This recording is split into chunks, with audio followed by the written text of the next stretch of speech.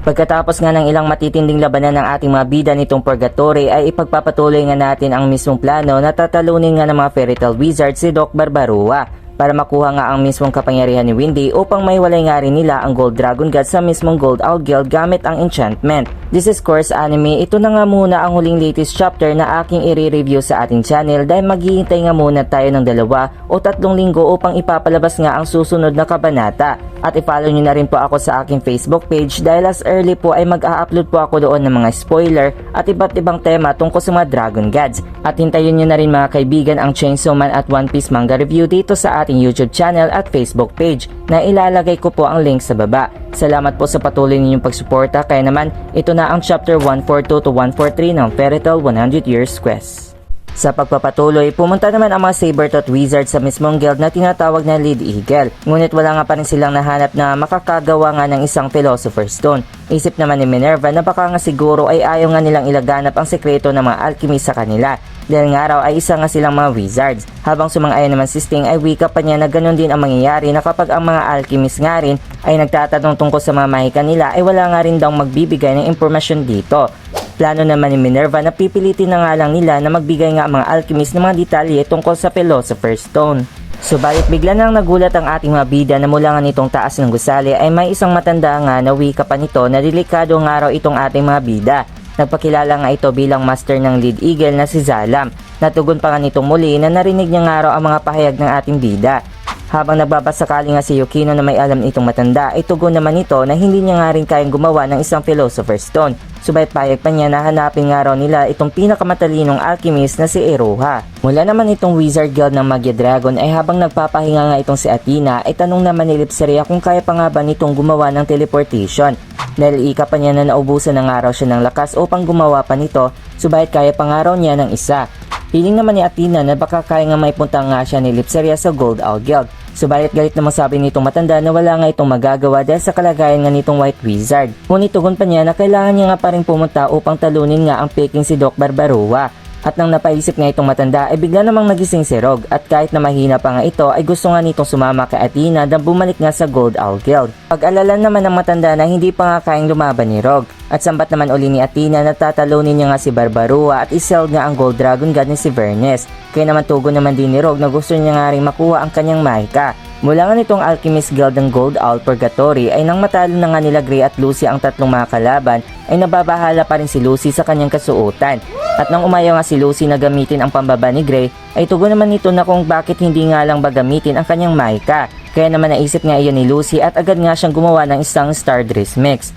At nang gusto na nga hanapin ni Lucy ang labasan nitong lugar ay pagtataka naman ni Gray kung makakalabas pa nga ba sila dahil hindi nga pa rin ito nawala matapos nga nilang matalo itong mga alchemist. Balikan naman natin ang labanan nila Natsu at nitong pangalawang Athena.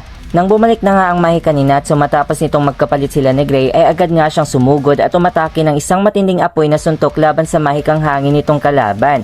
Subalit tuluyan na nga rin nasunggaban ni Natsu ang kalabang Athena at tumilapon nga ito.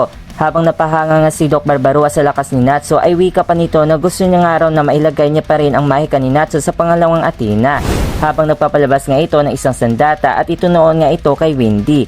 At agad namang pinigilan ni Natsu si Doc Barbarua sa gagawin nga nitong papatayin si Windy. Wika pa ni Barbarua na kung susugod at lalaban nga si Natsu ay siguradong papatayin niya nga raw si Windy. Kaya naman ang inutusan niya na nga ang pangalawang Athena na talunin nga ang ating bida ay bigla nga napahatak si Natsu sa atake nitong kalaban.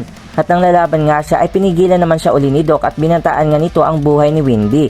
Kaya wala nga nagawa si Natsu at isang mabagsik na suntok naman sa mukha ang kanyang nakuha. Bumelo pa nga itong kalabang Athena ng isang matinding sipa sa mukha ni Natsu at tuloy na nga rin itong binagsak sa lupa. At nang hindi nga makakilos si Natsu ay utos nga ni Doc na kunin na nga raw nito ang mahika. Subalit bago pa matuloy ang magawa ito ng kalaban ay bigla namang dumating at pinigilan nga ng White Athena ang kalaban o ang Black Athena.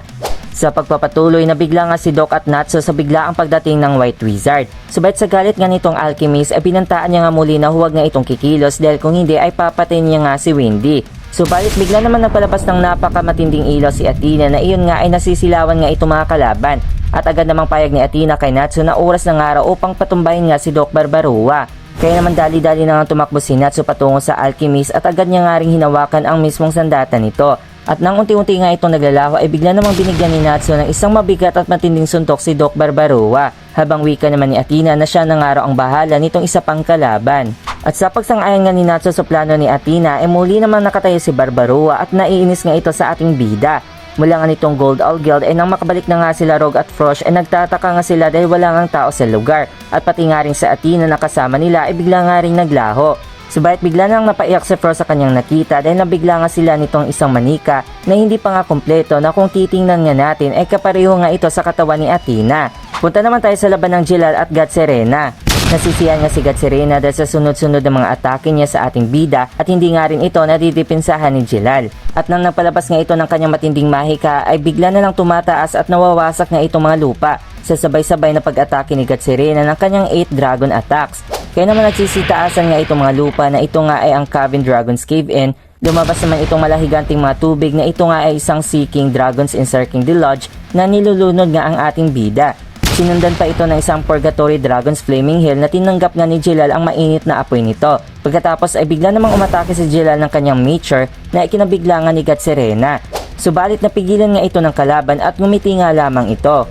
Kaya naman mula nga sa ere ay hinigpitan ngang binuhat ni God Serena ang ating bida at bigla nga itong hinatak at ibinagsak sa lupa na dahilan nga na sa lakas nito ay napunta nga si Jilal sa pinakailalim na ikinahati nga rin nitong lupa. Habang nasa hindi magandang kalagayan nga ang ating bida ay nagtataka naman siya na may 8 ilaw nga ang biglang lumiliwanag sa kanyang katawan. Wika naman ni God Serena na ito nga raw ay ang 8 dragon marks na kung saan ito nga raw ang siyang wawasak sa katawan ng ating bida. Kaya naman ipinagpatuloy na nga ni God Serena ang kanyang plano na gamit nga itong 8 Dragons Glorious Death ay isang napakatindi at mabagsik na pagsabog nga ang naganap sa kanilang labanan. Nang tiniis nga ni Jilal ang higpit ng atake nito ay natatawa naman itong kalaban, subalit nabigla na lang siya na may mga 7 namang mga bituin ang umilaw sa taas. At habang lumilito nga si Jilal ay wika pa niya na ito nga raw ang siyang hahatol kay God Serena at sa kanya namang paghihiganti ay isang malaking pagsabog naman uli ang naganap sa kanilang labanan. Nagamit nga itong Grand Chariot ni Jilal.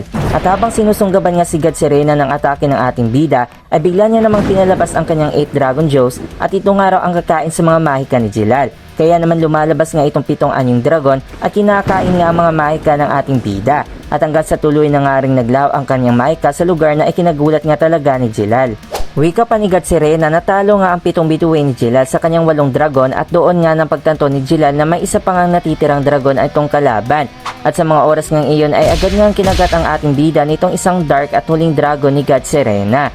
Kaya naman walang nagawa si Jilal at sumigaw na lang siya sa sakit nitong pagkagat sa kanya. Nang napahiga na nga si Jilal at bumalik naman sa taas ang Dark Dragon ay wika pa ni God Serena na oras na nga raw ng pagtatapos na kung saan ilalahad nga raw ng kanyang Dark Dragon ang mga kasalanan ng ating bida.